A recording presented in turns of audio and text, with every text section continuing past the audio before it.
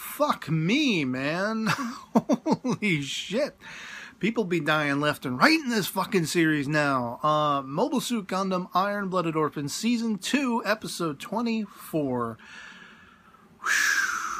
You know, toward the beginning of this episode, with McGillis making what people were misinterpreting as like a suicide run to hit Rostal and Rostal's ships, the Iron-Rod fleet and everything, I knew he wasn't trying to make a suicide run. I knew that wasn't his plan. He had an ace up his sleeve. I wasn't sure what it would be. I figured it would probably be the Bile, and that's what ended up playing out to be the case.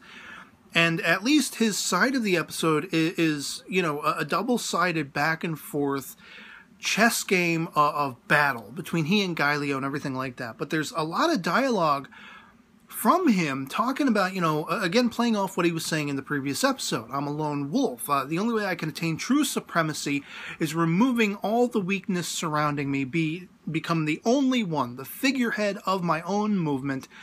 And by attaining this, I will be rendered alone. I will be my own man, and I will be the one true command over all. Anyone who disagrees with this, they will be eschewed. Anyone who is too weak to help me attain this will be eschewed. And immediately when he says that, I'm thinking of Ortega, of course. Because my chief speculation was that he was the one who put the hit on Ortega because he wanted to groom Mikazuki and make Mikazuki a berserker to his cause. So, of course, when we also follow up with Nobliss, he's got the call. He's hearing about Ortega having been hit. It seems to me to confirm that it was Nobliss's people. They spotted Ortega. They did not know, Nobliss did not know he was going to be there. At least that part of my speculation was on point. Nobody knew Ortega was going to be with Cordelia at that point. They noticed him there once he was already there. And so I guess Nobliss's guys decided to move of their own volition. He did not post the order, whack Ortega. They figured they can't let him go back to Tekkadan. Let's hold him by whatever means necessary. And it's kind of fucking gobsmacking that they pull out all their weaponry and they end his life. That's a pretty permanent holding him there. And then why does Nobliss want the body? What's he going to do? Display it like in old feudal Japan times to prove the point that we bested the enemy and everything like that? Display his head for all to see and whatever like that? It's fucked up, you know. So apparently McGillis did not put the hit, so far as we can tell, on Ortega, but he had every opportunity. He's got little Hitler, whatever that guy's name is, going all the way back to season 1, the guy with the little tash, you know, basically telling him everything has worked to plan, every little bit of help I could give you, you know, oh, maybe it was just the shuttle up to the ship and everything, but maybe he's full of shit and maybe there was more to it. Who knows? It's arguable. But for all intents and purposes, it does seem like Nobliss's people did hit Ortega. They're the ones who wiped him out, but by no order from him. They didn't even know he was going to be there. So it's just collateral damage for a really clusterfuck scenario. And as I say, you know, you got McGillis just opening a can of whoop-ass.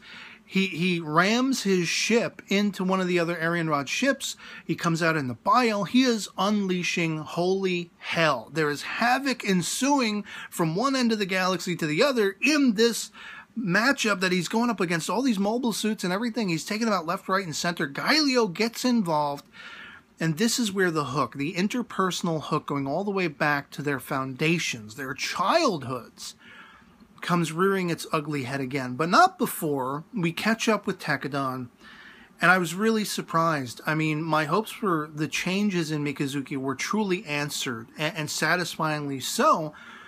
He did not go berserker mode. He did not come out fists flailing and flying and wanting to end anything that just suddenly appeared before him. Rather did he amass everyone together, and it was he who was the rallying call to everyone involved. We must follow Ortega's final orders. We must see to getting the rest of us to safety, even if that means myself, Akihiro, you know, Eugene, we gotta pilot mobile suits and take on these first stages of Iron-Rod so we can get our people to safety. They can sneak out through the tunnels as the plan was designed, as it was approved by Ortega, and that was his final orders. That's what we must adhere to in the here and now. I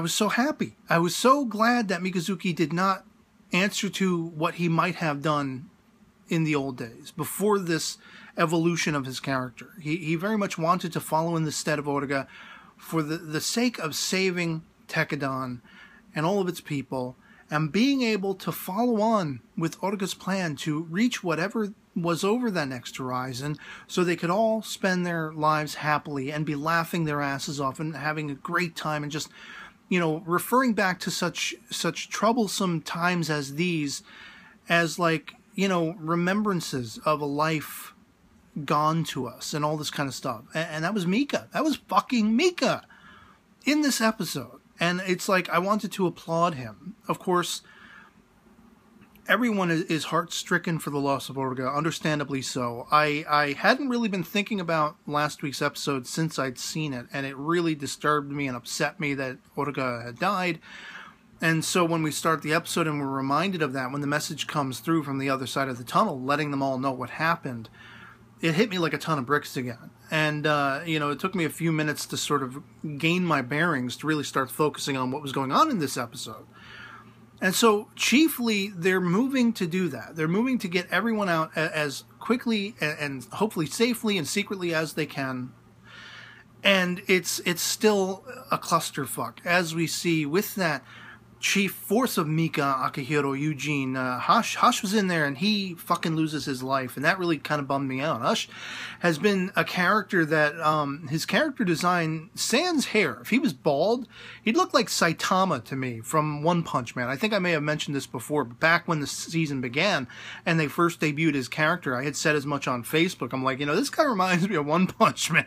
You know, only instead of like black hair as Saitama started out with before going bald, doing his insane workout, Hush, you know, had the blonde hair, but the blonde hair kind of spoke to almost being like spiky baldness, if you will. It's not too far an offshoot from his normal skin tone. So the way his eyes were, the sort of dumbfounded look on his face all the time, you know, it kind of made me endeared to the character, because I'm almost seeing like an otherworldly Saitama kind of thing, you know. So to see him going out and to see Mika again answering to not only giving that rallying call for Oruga's sake and for Tekadon's sake, but giving Hush the final order that, you know, yes, you stay behind and you keep this area safe. You know, ward off attackers from this place. Even as he's dying, he's bleeding out. It makes him smile in his last, you know, his final moments.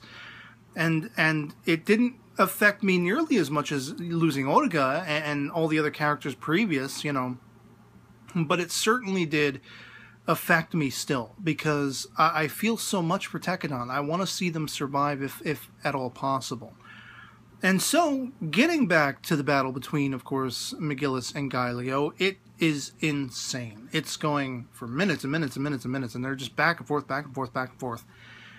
And they really want to destroy each other. And McGillis is all but fucking insane. He completely, if there was any doubt, if there was any question that the man had succumbed to insanity, this was the turning point that you should no longer doubt. You should no longer question. He was fucking certifiably insane, riding by the seat of his haunches and just trying to kill everything and anything. If anything, forget Mikazuki going berserker mode. It was McGillis who went berserker mode. And to his own ends, man.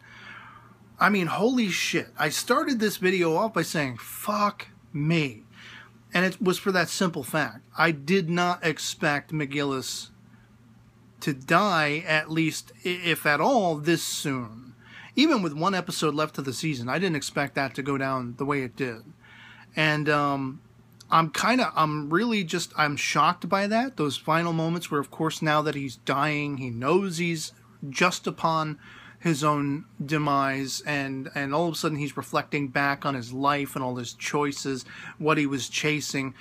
Again, speaking to that idea of being the lone wolf, you know, having Gaelio, having Carta, and everything like this, if he was still surrounded by them, he felt it would dismantle his call to this purification of Galahorn, to winding it back to zero that he so had a passion toward, that he was so trying to accomplish. If still having them resting in his wings, he felt helpless to being able to accomplish anything. And so he really reared his ugly head. He was responsible for all of their deaths, and it's Ein as well. You know, it's kind of poetic then that the one to take him out. I mean, I was all for Mikazuki pounding his ass, but in not so many terms. But I think there was something poetic and just about Gaelio and Ein, in a sense, being the ones to actually put the cap on his coffin. To bring him to that end. And it just leads me really curious what's going to happen next, because as I said, Rustal, I didn't think he would be touched. I'm pretty sure he's going to survive the end of this, unless by some, unencumbered, surprise, Mika decides to go up into orbit and fuck his ass himself, somehow. I don't see that happening. I don't really know. I'm really wondering if Akihiro, Eugene, and Mika and the kids that are trying to, buy some time for the rest of Tekkadan to sneak away, I'm wondering if any of them are still going to meet some kind of end in the final episode of this season. And I'm really wondering if Rustal is going to now claim the bio, and I don't know if he could pilot it himself or not, or if he would then implant Gaelio, or more likely, I would think Julieta, who he's been grooming all along. She's, as I've talked about in previous episode discussion videos for this season, she's kind of like a lamb lost in the woods. She's following her heart, but she's misdirected, she's misguided, and she's very much being exploited by Rustal. And I just have to wonder if he's not going to see to her end. And we're going to see the height of how despicable, not that we haven't already gotten that hint, far and wide enough. But we're going to see just how despicable Rustal is, that, as he says to her, he's talking to the guy on the phone, and there is Julieta. I think it was Nobles. And he's talking to Nobles, and he's like, after the phone call, she's talking about how she's so grateful to be surrounded by trustworthy adults and all this shit, and he's like, yeah, dude, have you not just heard the phone call? I'm one of these shady motherfuckers that you're so worried about, just like all the other ones you made example of. And she's just, yeah, I guess, but like, wake up, bitch, before you're the one getting buried in space in your space coffin shaped like a mobile armor, So I mean, shit, man, I don't fucking know. I don't really know how this is going to end. Some people have said they expect there to be a third season. Some people, loosely agree that it's probably all going to culminate here, but there will be something next, whether OVA, movie, something, another season. I'm still wondering if they're going to cap it all off here. I mean, the series does seem to be successful enough, as emotional enough. I mean, it called me back. It took half the season of the second season, but it called me back with Naze and Amida's being killed off, and then laughter, and everyone in the interplay, So, I mean, I could see it moving on, but I don't know what exactly the next stage would be. Would it be, Rustal and Arianrod seeking to uncover where Tekkadan made off to? Are they going to believe Tekkadan was wiped out? Are they going to still know they're out there somewhere, and everyone's going to have to go into, like, hiding and everything, which is kind of what they're doing anyway by Otoga's orders? I really don't know. Let me know in the comments, speculations, where you think things are going to end with the final episode next week. Because I'm grasping at straws. I'm not entirely sure. Who do you think will live and or die in the final battles yet to come? Do you think Mika is going to survive the end of the series? Do you think he will step up? Rather than Eugene, who I would have thought would have been the more graced sort of, filling in for Otoga's absence, it seems like Mika really championed that call in this episode. Do you think he's going to do that? Do you think he's going to be the new pseudo Otoga come another season if we get one? That kind of stuff. And how about Rustal? You think he's ever going to meet his end, or is he end all be all powerful, untouchable, and is he only that much more powerful now in command of the bio? So yeah, let me know that stuff in the comments. Otherwise, I don't know what the fuck's going on. I just can't wait to see. And it sucks that so many beloved characters have had to die, but that's the nature of this series. That's the nature of war, sadly. That's why I do not support war in our real world. And yeah, I guess we'll see, man. R.I.P. McGillis. And holy shit.